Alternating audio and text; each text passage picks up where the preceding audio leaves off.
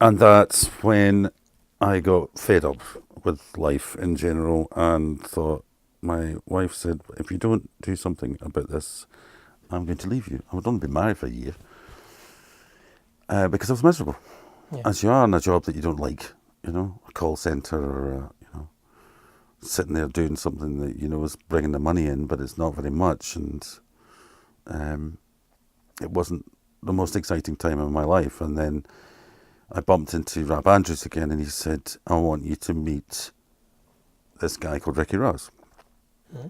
And what you got to remember, folks, is that keyboards at this point were so uncool, right? Yeah. It was punk.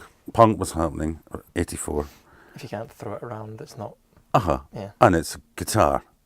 Fuck the keyboards, and don't ever play a jazz chord in front of somebody from a pop band in the 1980s. They'll faint with hatred. This was a guy who liked nothing better than singer-songwriters. And I met Ricky. It was an epiphany. And he recognised immediately that I was kind of a bit good at this piano game. And he also liked Steely Dan and James Taylor and all these people that I liked. I'm going, you're the first person I've ever met that likes any of these people apart from people who own studios and things. And he started re-educating me a big time on what was going on in Glasgow. And I mean, at that time, there was a band called the Blue Nile. And they were using big-time synthesizers and had a record deal. Ooh. None of the rest of us had. Now, Simple Minds were the big band. Yep. And Big Country was another big band. There were bands like the Skids and just kind of post-punk bands that were doing all right. And then this 1986 thing happened when there was The Big Dish, Right. Love and Money, Hue and Cry, Deacon Blue, band called Danny Wilson from Dundee. It was all these bands, all of us, Wet, Wet, Wet, all playing at the same time, at the same level. Yep. And all of them got record deals. And this is unbelievable. At one stage, including Simple Minds, and there was 12 bands from Scotland, all in the top 30. Yep. It's ridiculous. Half of it is Scottish bands. Just looking at. You can't imagine what that was like. It's like we've got Biffy Clyro at the moment, and then you have some nowadays. You seem to have some catalysts here and there, which can spark things. But a lot of the talent often doesn't leave a lot of the time, or to make it, no, there's the Twin Atlantics, and there's the Frightened Rabbits, and there's the people who are kind of there, but not all at the same time. But Wet Wet were went on to, as we did, selling out 4 nights at the SEC and 4 nights at Wembley and all this kind of nonsense. At that time, still no mobile phones. Ricky had a computer, right? And it was about this size, and it ran Cubase Basic, Same stuff you're talking about, But he had keyboards. And he had a 8-track, Tascam 8-track, reel-to-reel. And he had something called an Ensoniq Mirage keyboard, which was the first ever sampler available for us lot, the plebs. If you wanted a Fairlight, it was a computer the size of this room, and it would make vague sort of sound that sort of sounded like a violin, At this stage, we got together and we were borrowing bit members from other bands just to get a band together, because Ricky had a publishing deal with a company called ATV that Michael Jackson owned, and so he needed a record deal so he could get, that's what happened in those days. You signed a publishing deal and the publisher tried to get you a record deal. The publisher, Sally Perriman, had said that you need a band, and so he needed to borrow people. So I was a core member with Doogie Vipond, who was just about 8 years old, as far as I remember. He was only about 16, 17. So there was Doogie, me, and Ricky, and we borrowed singers. We borrowed Lorraine from a band called Rattle in the Cage, and we borrowed the bass player from the Big Dish, and we borrowed the guitar player from who was session with Love and Money. So there was a connection there. A guy called John Palmer, and I remember the journey well. We came back on a bus and I was sitting upstairs. After rehearsals, we rehearsed in the basement of a printers in Buchanan Street called McCormick's. And in amongst these bales of paper, I can remember there was dust everywhere, and we just rehearsed down there. We could make any noise we wanted. And we had 4 or 5 gigs coming up. And the boys said, what are you going to do? Are you going to join this band or not? And all of them said, nah, they're rubbish. He's never going to get a deal. And I just felt something the same way as I'd felt about John Martin, that Ricky had that thing that I'd seen in John Martin, that thing that when he walks into a room, people go, you're different, you know, you're famous, you're a star. There's a star quality thing. It's an aura. I don't know what it is. You just know that people have got it. I'm a coward, you know. I just hide behind people in my kitchen, you know. I just knew it. And therefore, we got rid of everybody and we started again. And we got a guy called Ewan Vernal to play bass. Graham Kelling played guitar. Eventually, keeping Lorraine as a session singer. And Ricky and myself. And Dougie. And we got offered a record deal. At the time, I must say that Warner Brothers said that they wouldn't sign us for 1 penny. But a guy called Gordon Charlton from CBS loved us. And we got quite a good deal. 8-album deal from what was to become Sony. And the rest is kind of on the website. Yeah, you've hit certain bands beyond their initial stages, but then when Deacon Blue starts, obviously, and you're in the infancy stage there. With how do you feel it's best to go about that in terms of practicing, whatever? Do you just have to do it a lot? Is there chemistry of the band that early, which is important, or? It's important that every band has the right mix of people in it, and that they're not all like-minded when it comes to music. And that each member respects the fact that somebody might be into folk, somebody might really be into jazz, and that maybe I don't like Bruce Springsteen. I didn't like Bruce Springsteen. You know, Ricky kind of ate Bruce Springsteen and was Bruce Springsteen and still is Bruce Springsteen, some part of it. And he's very prolific and very much a taskmaster and the guy who wants you to work till 3 o'clock in the morning and finish things. He's very disciplined. So there has to be disciplined. There has to be the sensitive one. There has to be somebody who's into fashion and into because certainly in the 1980s, there was a band of people, and I mean a stratosphere of people who all progressed at the same time.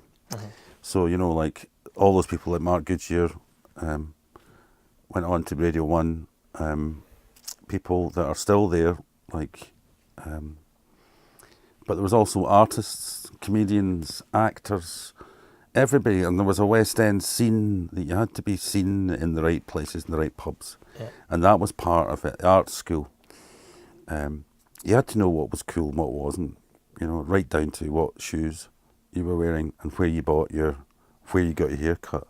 So, I just went along with it, what to wear.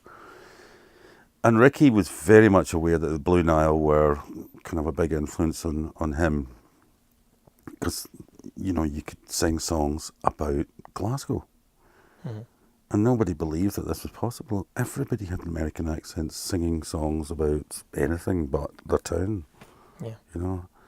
And that was a whole learning process. So now I think proof of the pudding is bands like Frightened Rabbit and bands like Biffy and that, who just can sing in a Scottish accent now.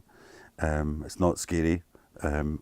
It's also okay and cool to write a song about Cumbernauld or Buchanan Street or Ridley or, you know, a man who works for the council, you know, and buys a dinghy and calls it Dignity, you know. And by the way, no one has worked out yet. It starts off as I'm going to buy a dinghy and ends up as a ship called Dignity, which means he's obviously set his sights small on these guys. But no, that's just an awful lot of the songs were already written.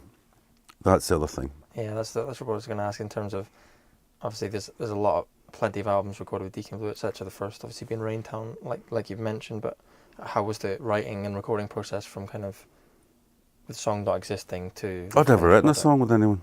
Yeah, so... Properly. You know, it's I'd written different kind of like instrumental stuff. I'd never written a song. And Ricky probably was the first song that I'd ever written. And it turned out to be a song called Love's Great Fears, and it went on the album. And it was... The two of us sat and watched. We were support to a band called Lone Justice, Maria Mcgee. They went on to sing Show Me Heaven. It was on a film soundtrack. Anyway, I loved it. He wrote Real Gone Kid, and I wrote Love's Great Fears on the same night. And Real Gone Kid never made our playlist because we hated playing it. I hated playing it, so we left it for ages. It was there at Raintown days, Real Gone Kid, but we just... It's rubbish. You want to be more kind of interesting. So... put it on the shelf and come back to it, or... I think the tip there, really, from a band's point of view, is to make sure that you know everything that's going on about your world that's cool, not just your music.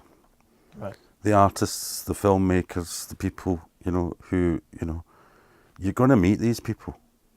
If you're all at the same kind of level and age, and then you all start to break through, you're going to need these people to think that your band's really cool, and they want your band to be the soundtrack to their film or their television program. Well, there's a dependency, I guess, across each part. Part of the ritual was to go to Sits Theatre and see 784 Theatre Company, crew full of Bill Patterson and Elaine C. Smith and Tom Conti, and these all people all went as international stars. Robbie Coltrane, Peter Mullins, all of these people I know quite well because they were all at the same time, and they kind of went to gigs to see Deacon Blue, and we played to 50, 100 people. It was a sellout, hey, and there was such and such from a newspaper. John Williamson, who used to teach here, he was a young boy who put out a kind of compilation cassette of Scottish bands, or Glasgow bands, called Honey at the Core. And then we knew who the journalists were that went on to write for Melody Maker and Sounds that were from Glasgow. So you knew the journalists, you knew the kind of filmmakers, you knew the television people, you knew presenters, and they all knew you. So the whole knowledge thing transfer without computers and mobile phones at this stage still. Well, at some stage you got a picture that, because there was none of that, made it stronger in a sense, because you had to put in more effort to access those people, I guess. You had to get on a bus and go and speak to them and meet them or go to their gigs, and you had to be seen to be going to gigs. So you went to the Tunnel even though you hated it, or you went to the Archies, or you went to places that you knew that the Bluebells hung out, and you knew that there was something funky happening at a gig somewhere, and there was a party afterwards. You went. So socialising basically was part of it. I hated socialising, I still do. I want an anti-social website called Piss Off or something like that, and you're given 10 friends and you've got to get rid of them. And you're like, I don't do Facebook, I don't do things like that. I'm dragged unceremoniously into the music business, screaming, I wanted to go home, Well, I guess you're dragged into the business side of it, but you seem to light up about the music side of it, I guess, more than everything else. Well, that's why I hide in my kitchen, because I'm really uncomfortable with people seeing my legs, and because I like to kind of be in the background as the kind of meister of the music and keep the band together, which I did, because I was a player, a real pernickety, having gone through John Martin's level of musicianship in that band. Wouldn't accept that the drummer and the bass player and all that wouldn't be as good. They all had to be as tight as a duck's arse, and they had to snap it together. And so our first gigs at the Marquee in London were recorded, and you could see the mistakes everywhere, but it was tight, snap. And I learned the trick of or we learned together, the trick of the set list and Yeah. how to manipulate. And Ricky was just amazing at manipulating audiences, and knew the obscure stuff would interest some parts of fandom, and knew that the big sing-alongs would happen at the end, and we could pull out Dignity if we were really struggling later on. This is what we call the lifesavers, Michael. It's when things are not going well. Even from limited experience, I know what you talk about when there's certain people who are better at certain things, and then you just see certain people who go, this 1,000-strong audience is complete putty in your hands at this moment in time, and you're like, I could never touch that, I could never do that myself. But it's that's why you said like the chemistry is so important. Why everyone's got to be different tastes and different. Well, styles. funny enough, in my experience, which is quite vast now, 30 years, the kinds of people who do well in the music industry are ex-teachers, which is what Ricky was. And he's also a bit of a preacher. He likes his religious stuff, and he's a bit of a Christian at heart. It's fine. It's his thing. And Lorraine's about the same. Lorraine's an ex-teacher. Right. I'm teaching. I'm still teaching, not ex-teacher yet. A lot of lawyers, a lot of accountants have kind of part-time bands because they hate their jobs and they'd love to be musicians, but they could also afford the instruments. The industry is very middle class, and there's no mistaking that came about during a time when the only people who could afford $5,500 for a piano or a drum kit or a car or whatever were pretty middle class. And I was a big learning curve for me. That in the 90s, we've bypassed the entire Deacon Blue career because I think it's well documented what happened, and we became hits and went on to be the fastest ticket in Scotland. Yep. Still hold that record. It was 2 hours, 8,000 tickets. And in 2 hours at that point. Yeah.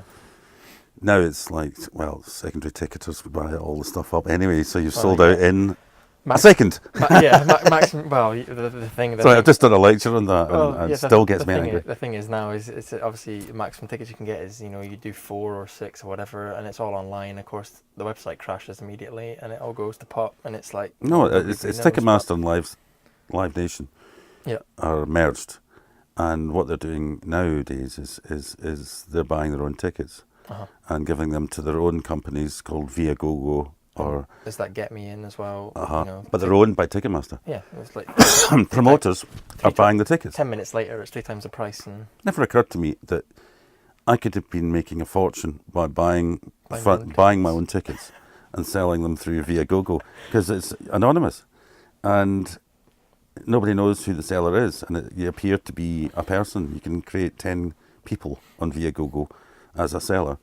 Horrendous. And so I had come in at a time where the record industry was getting a bit shaky about contracts because of the ZTT records, the Holly Johnson thing, where a contract was ripped up, and the courts basically said that a deal with a record company is actually worthless. Your contract's worthless. If the record company don't release your record because they don't want to, or they can't afford to, or they think it's not good enough, then they have to have a set limit of time before they let you go. Yeah.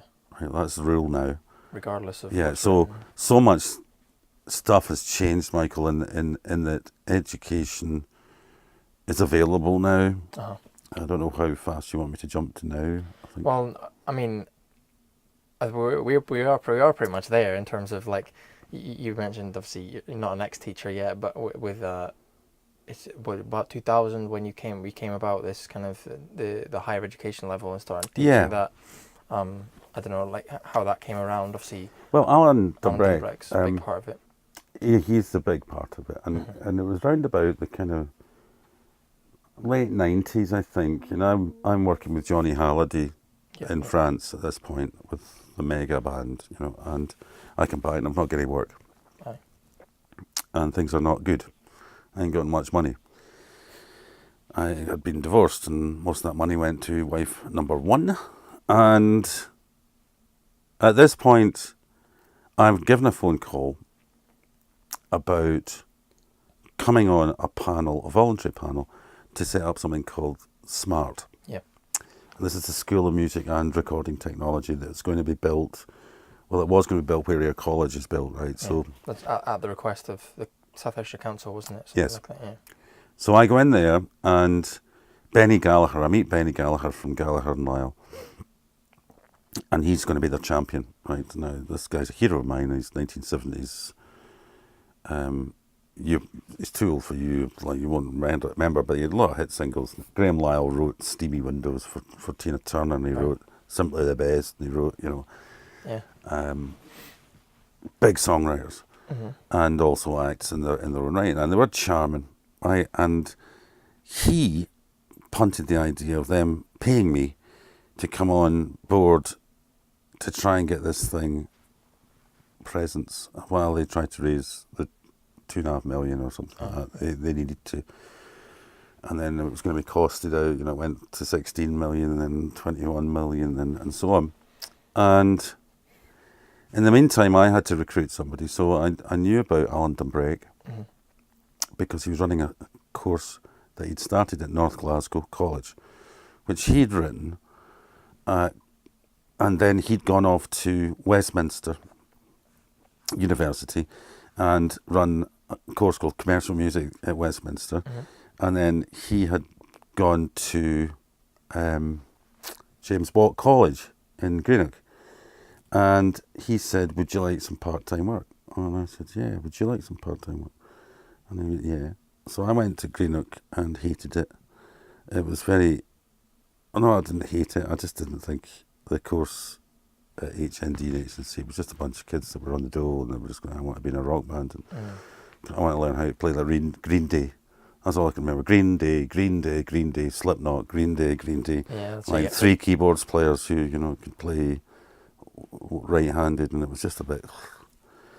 Anyway, the chance to get in about it was good, and then Alan and I hit it off really as friends, and then he started working on the School of Music Recording. Now, the whole thing went belly up when they couldn't raise the money, and basically the Scottish music industry didn't agree that it should be in Ayr. It should be in Glasgow. Yeah. And Edinburgh thought it should be in Edinburgh, and Dundee thought, and so, forget it. When I got a phone call from Alan saying that Alec Gilkison, who was the then head of the media languages at Craigie campus, which is now flattened, wanted to see it. And he was on the board for the Smart Thing as well. Right. And he sat Alan and I down and he said, "Do you think you could write a degree, even though we've not got the building?" And I said, "I don't know, I've never written a module in my life." And Alan said, "Right, let's work on it." So we worked on it during the summer. Yep. And we came up with a commercial music degree, and that was 11 years ago. And I just getting paid now and again from South Ayrshire Council. I was still kind of working on the principle that I get paid now and again from the University, Paisley. And went for a job, but the understanding was I didn't have a degree. I didn't have anything, Yeah. But I had all this experience and contacts and stuff, and they gave me a job. Bloody hell. I think mainly because Alan would handle all the business stuff, and I would do the performance songwriting thing. Yep. But there was the technology side of the thing, and I thought, shit, I haven't got anyone to do that. I don't know anything about Pro Tools. Anything. I don't even know what it... No idea what software like that can do. Yeah. I go to the studio, somebody else does it. So I thought, how am I going to wing this? And just go, Jesus. And so I budgeted for all the equipment and had to speak to somebody, and I was put in touch with Paul Mcgee, who I knew. Yeah. Obviously his work's taken him through Park Lane as well. He owned Park Lane at one point. So This is later, much later. He comes by. Paul's now out a lot of money. Paul's running a studio in the West End of Glasgow, or just called Paw Paw or something like that. And him and Donald Shaw from Capercaillie are kind of working this business. Anyway, he's also doing his side bit for Media Spec, who are the people who are going to tell me what equipment I should be getting. So he comes down regularly, and we hit it off. Again, another keyboards player. It's a coven of keyboards players. And I said, "Paul, do you want to come on part-time here? And I'm sure I can wangle a job for you." And he said, yeah, part-time, okay. So he was part-time for plus 2 or 3 years. Like, 4 or 5 maybe. So that was the technologist and performance. And then we needed some academics. So we got some people up from Westminster, Quella and Kate and Natasha. And here we are. So while I recognised that education was important, I didn't ever envisage that the cookie would crumble, that how important commercial music would go on to be. In the UK now, it's there's only 2 academic partners with a company called BASCA, and that's LIPA in Liverpool, Paul McCartney School, and us. Yep. And quote from Jill Maxwell in the music industry in Glasgow, we'll only take UWS students, commercial music students, into the music business. Yeah. And London has come here several times to pick our students and take them away into the smoky world of London. But if I get regrets about, it would be that there wasn't more of a kind of industry. But the industry's changed so much in the time I've been here. With mobile phone technology now, we have to restructure the course every year to think, well, no longer is the kind of legal downloading the topic. We're now talking about mobile phones, and we're talking about we can land spaceships and Mars with our phones, and talking about recording on our phones. We're talking about stuff like cloud management and how long I keep going? Well, luckily, all through this period of the last 2 or 3, 4 or 5 years, Deacon Blue has been my kind of get out of jail card. Not just financially, it's obviously quite lucrative, but I would go mad if I didn't have Deacon Blue. Yeah. Because I don't get the chance here to sit at the piano and songwrite and actually do it, So, yep, another big tour. Another album came just before Christmas. Yep. Hipsters. Hit records. Nominated for awards. We're there opening the new gig in Glasgow, the Hydro. Yep. Just the 12,000 people we've got to find. Just the 12,000. Gigs up and down the country. Albert Hall, big show there in September. And then I'm back here teaching, in amongst it. And I don't know from your perspective as a student of mine, which you have been, whether that's one of the reasons why you kind of like to come to this course, because there's 5 of us that are still doing what we teach. Yeah, that's a big part. That's a big part of the thread, obviously, that you speak of. Is kind of, you began with writing the course, perhaps not with the students in mind, etc., but obviously with a certain heart that you wanted to kind of the things you wanted and needed to teach, but obviously keeping the people that are teaching it keeping up with the industry, etc., is kind of such a big part of it. From a personal perspective, it's just like, I don't want somebody to turn up and read something off a screen to me that they don't understand from YouTube, or that was true 15 years ago but isn't now, or was true 2 weeks ago and isn't now, in the way that this industry works. But do you think the way you first wrote it obviously has changed? How do you think it's changed? Is there certain things that are untrue, or do things just kind of... No, I think, for instance, new modules that crept in and out, and getting rid of modules, and we just didn't have enough space. And then they changed the kind of structure to 20 credit modules, which meant there could only be 3 modules per trimester against 4. We had to lose a lot, so we amalgamated a whole lot of things. I think the course still hangs. The thing is, because we're all active, Dave Scott's on the radio and Pearl Fisher's, Mr. Mcgee comes out on tour as well, new album, and even Alan Dumbrek playing with the big dish back in the business, but he's down in London. He's in Germany and he's France and he's doing all the exchange stuff. Yeah. In fact, no, Canada's the only place he's not going.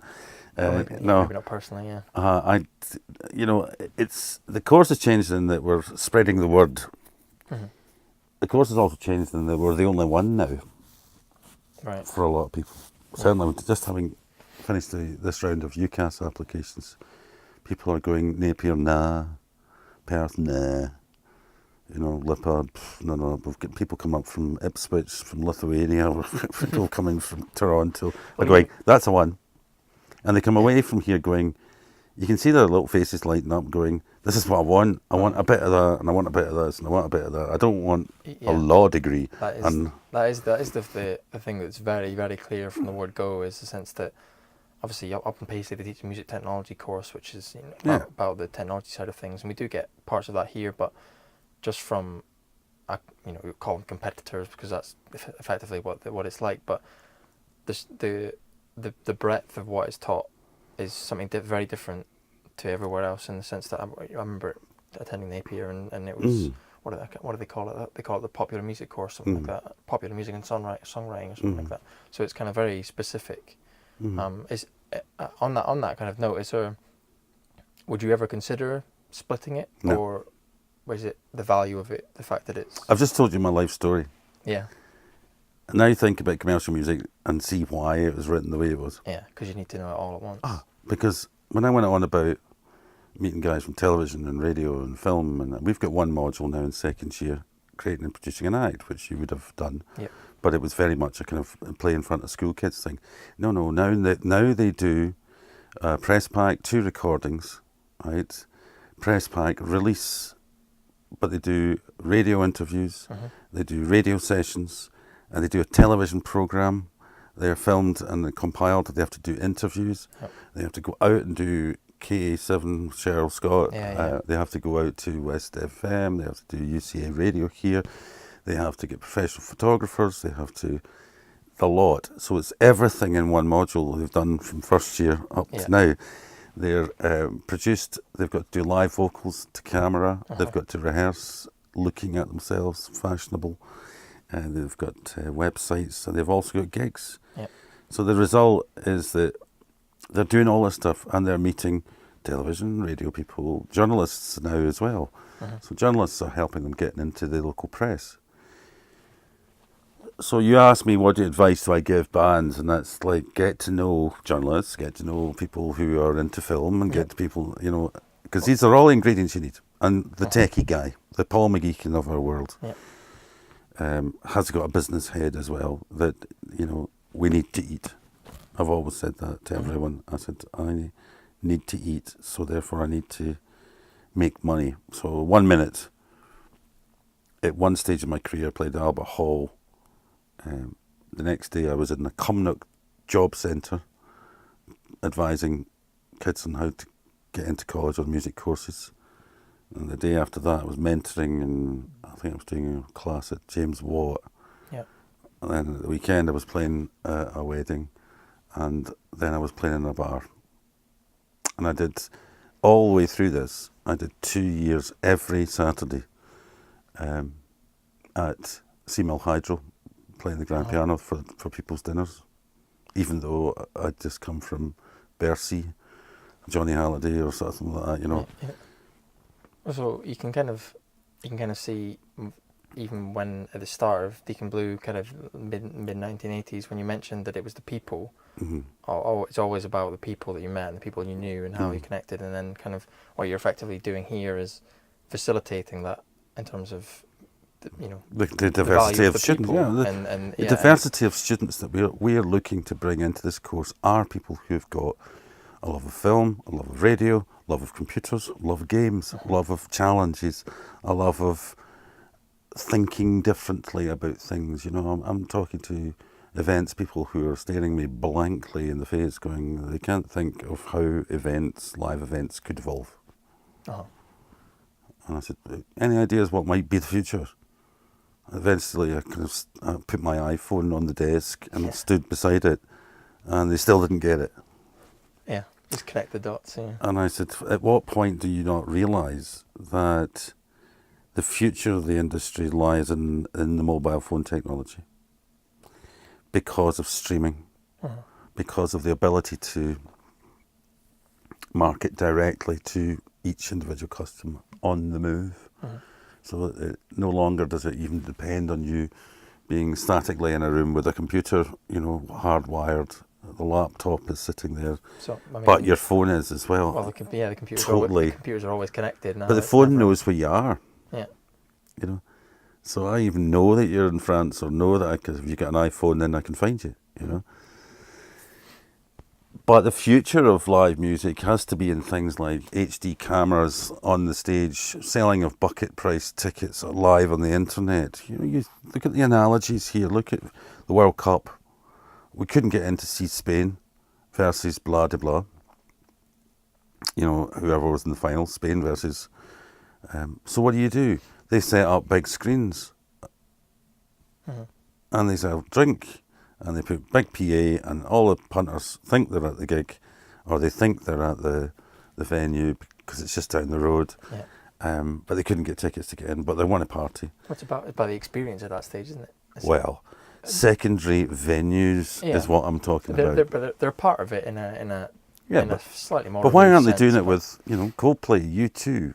Why aren't they doing it with Rolling Stones or anything? You could have a secondary venue that's close by. Big screens, nice big PA, live link. That's developing the live industry. Also, HD cameras on the stage where you can sit at home and pay £5 via Ticketmaster or whatever, PayPal or whatever, and you can actually watch live with your pals in your front round. And the gig's on right there, and you can select the camera angle that you want. You can go and see what the keyboard player's doing while the song's going on, and you can actually zoom in. I've seen these things. Get up in the kitchen. Yeah, and apps that allow you to. I've got a plug-in for the iPhone that I can plug my guitar straight into the phone. I was just thinking exactly the same thing. You mentioned the first chords, and I think I've got an emulator on there which does exactly the same thing. Yeah, but I've got a MIDI interface that costs less than £100. Yeah. That I can play every plug-in on GarageBand. And here's one in our class next week using Mini Studio, right? And a combination of that and this little IXZ Tascam box white, so this size, £35. Yep. You can plug a microphone in it, it's got phantom power, it's a guitar, and it goes straight into your headphone of you. Somebody's going to play the chords and email the audio file to somebody else in the class who's going to put on a vocal, and who's going to email it to somebody else in the class who's going to put a harmony, and who email it on to somebody else who's going to do the kind of drum machine, and then they're going to mix it, and then they're going to release it all in an hour. Yeah. Right? And it'll be on the, all done in the phone. Oh, yeah, done. Yeah, never touching a. I know. Stevie Vai did it. Yeah. Stevie Vai's done it. Got on in Los Angeles on a plane with a guitar and his iPhone or his iPad or whatever it was, and had completed, mixed and mastered everything by arriving in New York, and walked off the plane and uploaded it and released it. What does that mean? Well, that's what I need to get you guys thinking about. That's the kind of teacher I am. I'm a kind of a catalyst or a kind of torch paper. I'm the one that wants to take you to the train station and send you off to London with your money in your pocket. Yeah. That's what gives me a kick, is seeing a student, one or two students, picking a ball up and running with it, and not, it doesn't matter that, I didn't think of it and they didn't think of it. It's just that they've got the guts to take on London music industry or whatever, and not be intimidated by it. And therefore, I still do my music because I need to know these things. As a final note, the importance of radio is one thing that I'd forgotten about. Yep. And the importance of Radio to Deacon Blue was Radio 2. And as part of our campaign before the tour in last year, we did a whole lot of sessions, and one of which was Simon Mayo, Drive Time. And I'm an old pal of Simon Mayo's because we've known each other since the 1980s when Deacon Blue were first going to Radio 1 when he was there.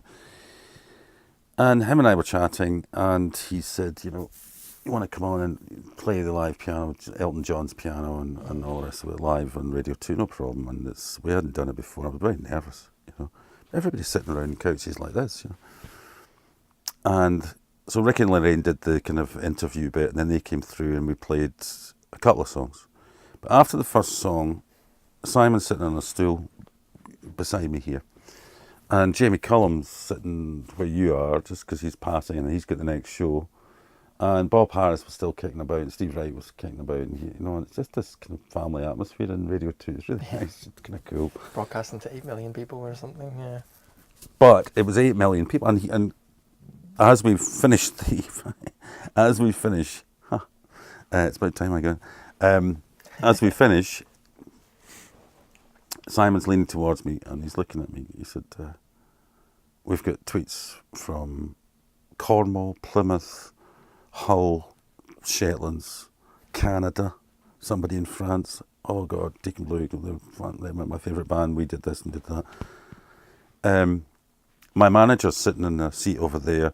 He's got the iPad and he's got 8,000 hits on our Facebook. 8,000 hits in 3 minutes. Yep.